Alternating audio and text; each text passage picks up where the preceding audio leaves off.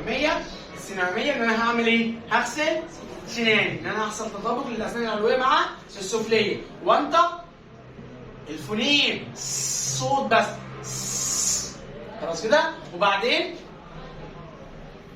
فتح كسر ضم، وبعدين العب سي سو اس خلاص كده. بعد كده ابدا قول لي كلمات بحرف الايه؟ السي في البدايه وسط نهايه تكرار. يعني ايه ده؟ يعني انت كده بدات تشتغل اول حاجه في جدول نمو اللغه كلمات مفرده. بعديها بعد الكلمات المفرده يبقى ايه؟ جمل من كلمتين فيهم سي.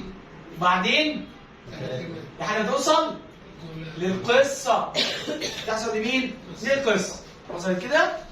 الجدول موجود معايا، ولكن في ايه؟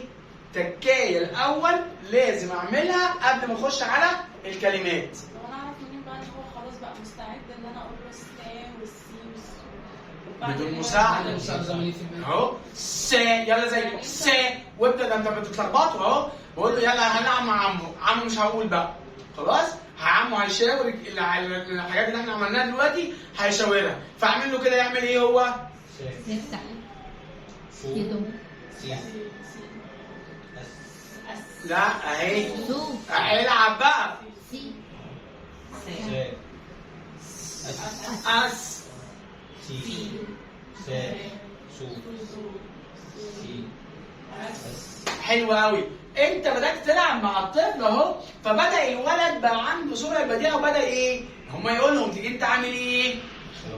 سيد، سناء، سمكه، سناره، وابدا اقول كلمات ايه مفرده في اول كلمه في الاول اهي خلاص كده. وبعدين هتبدا تقولها في النص، وبعدين في النهايه، وبعدين تكرر مكرره.